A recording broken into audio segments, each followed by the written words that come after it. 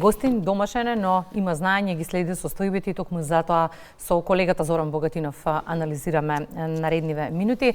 Министрите за одбрана на НАТО во Брисел на првиот состанок оваа година. Утре почнува Минхенската безбедносна конференција на 8 дена од одбележувањето на руско-украинскиот воен конфликт. Можеме ли да очекуваме глобален мир? Кои теми ќе бидат во фокусот? Одговори бараме од тебе. Добро утро. Добро утро. Добро утро и на гледачите на македонската телевизија. Навистина убав момент во секој случај овој ден пред Свети Трифун, што се вели, ама во што се однесува до безбедноста, секогаш е актуелно.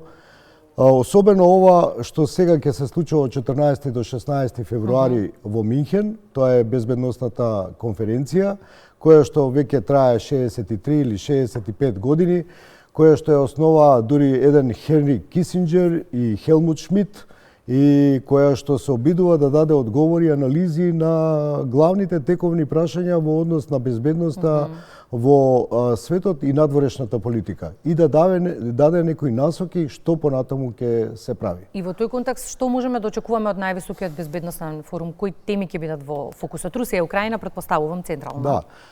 Светот е на пресвртница по доаѓањето на Трамп во Белата куќа, по неговото враќање.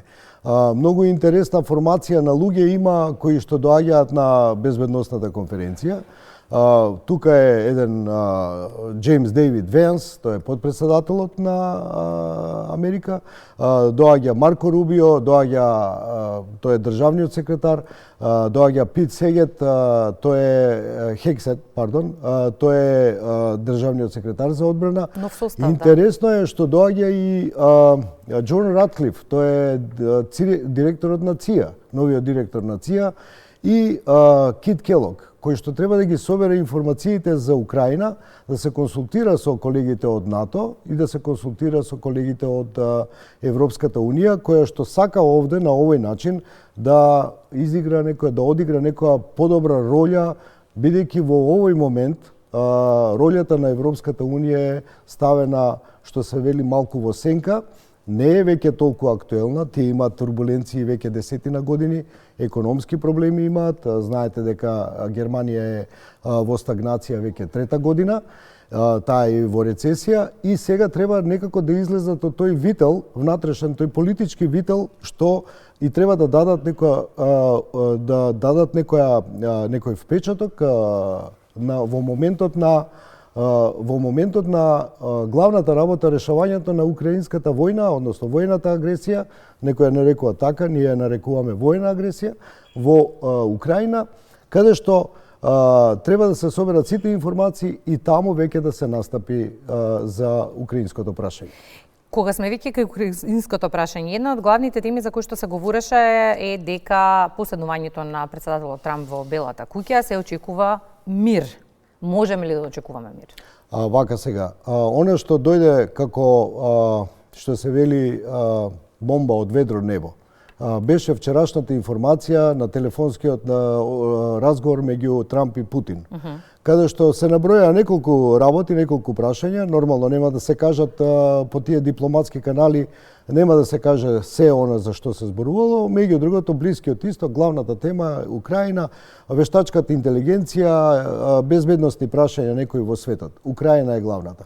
Трамп кажува едно, треба да се реши веднаш. Сите се запрепастени од таа работа и веќе почна коментарите, она што и изутринава го читав низ светските медиуми, дека фактички треба да се реши веднаш. Нема НАТО, нема роља, нема воопшто улога на Европската Унија. А Украина знаеме дека е европска држава, таа е кандидат за Европската Унија. И сега тука е проблем, веќе Маја Калас, подпредседателката на Европската комисија, изјави дека таа мора да биде поканета на масата за преговорите. Меѓутоа, тоа веројатно нема да се случи. Кит Келог, кој што е специјален пратеник на Трамп за Украина, оди веројатно оваа недела во Украина, ќе се сретнат со Зеленски. Интересно е како податок што Зеленски, иако најавен, не доаѓа на оваа конференција. Во безбедносната конференција доаѓа неговиот шеф на кабинет Јермак. И сега веќе тоа значи во дипломатијата праќа сигнал дека нема да се согласи со она што се нуди на теренот.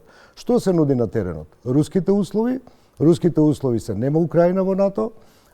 Имаме безбедносни гаранции за нашите граѓани, безбедносни сите етнички права, оние граѓани што се проруски настроени во делот на Донбас и Крим. И уште едно е интересно, затоа што во овој потек, да речеме, кој е врзан Донбас со Крим, е потекот каде што се излегува на Црното море и каде што да представиме малку географијата, нели, е каде што се излегува на тој потек и каде што се остварува тестаментот на Петар Велики уште од 16-тиот или 17-тиот век, Русија на топлите мориња. Кај нас од македонската телевизија колешката Анита Димитриевска е таму, па ќе ги имаме и неновите извештаи во информативните изданија на македонската телевизија. Да. Наша делегација имаме во Минхен. Од кој аспект зуки за нас е важна конференцијата? Нормално е да се биде секогаш на теренот и да се игра над преварот. Друго е ако седиш на клупата и си резерва или воопшто не си на клупата. Вака ќе ги дознаеме сите информации, ќе знаеме какви контакти можеме со кого како и да остваруваме и многу важно е за македонските работи да се лобира. И како ќе се лобира ако не си со Европската Унија? Например, таму и ако не си со американската страна, која што е сега многу битна и која што е во една, навистина, гледаме во последните неколку денови офанзива, да не спомнуваме Гренланд, Панама и така натаму, Газа, меѓутоа таа е во една офанзива и ние мораме да бидеме таму. Важни се тие веројатно билатерални разговори што ќе ги имаме, бидејќи ние пледираме да одиме кон Европската Унија, меѓутоа не по секоја цена. Цената е многу битна. Сепак имаме национално достоинство кое што мораме да се држиме за себе, затоа што само така можеме да влеземе во таа комуникација, приближување кон Европската Унија, бидејќи навистина многу сме направиле да не го коментираме тоа, а возврат не го добивме она што ни беше ветено во њивици. И тоа беше еден од главните проблеми. Секако ќе има билатералки. Председателот на владата Мицкоски најави дека можно е шефот на нашата дипломатија да се сретне со шефот на бугарската дипломатија, која што конечно има влада, после 9 обиди, мислам, за воспоставување кабинет во Софија, и да најават некои разговори. Меѓутоа, Бугарија е многу инертна, можам да кажам, во однос на тоа. Бидејќи таа ја префрла топката, Брисел е сега, каде што треба да се обраќат. Ајде ќе видиме, ќе следиме. Сосема никаде за крај, не знам дали ќе се согласиш со мене, но од почетокот на ковид пандемијата некако се промени. Мислевме дека тоа не е најголемиот предизвик, но со завршувањето на пандемијата почна уште понеизвестни времиња. На сите ни е потребна удишка, потребен ни е глобален мир. Има ли интерес за глобален мир? Каков е впечатокот? Вака сега, тоа е она што ќе се разговара на безбедносната конференција, тоа е интересната работа што е. Меѓу другото, постои, да речеме, неколку видови на поларизација во светот. Постои униполарност, постои биполарност, постои мултиполарност и непостоење на поларност. Значи, униполарност е она што за кој што се залагаше администрацијата на Бајден, Обама, Клинтон и така натаму. Тоа веќе не функционира. Биполарност е кинеската теорија и таа веројатно ќе биде во наредниот период многу изразена меѓу САД, меѓу Пекинг и Вашингтон, поради трговските тарифи и така натаму, две водечки нации во светот. Мултиполарност е она што се се залага, да речеме, и Русија, а и некои држави, затоа што многу е битно во овој момент така наречениот глобален југ, како ќе реагира. Глобалниот југ се оние поранешни држави на неврзаните, ако се сеќавате, и исто така и земјите од третиот свет со океани и Австралија. Сега, таа мултиполарност е многу битна, бидејќи за тоа ќе се разговара на безбедносната конференција во Минхен. И сега употребуваат нов израз, читајќи ги документите на Минхенската конференција, употребија израз деполаризација, што мене многу ми налекува на глобализација, само поинаку кажано. Сега, дали тоа ќе успее, невозможно е бидејќи постојат блокови.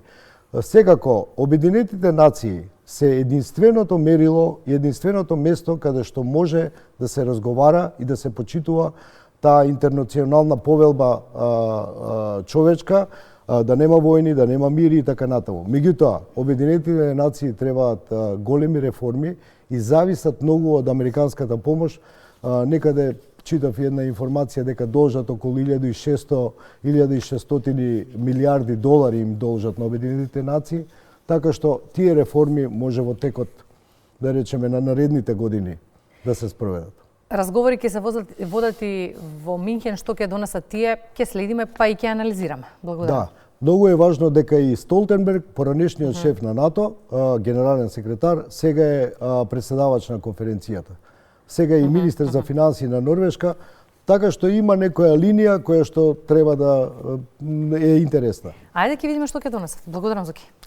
Се најубаво. 7 часот 56 минути, музичка номера, малку да издишаме, а веднаш потоа и најновите информации од земјава и светот.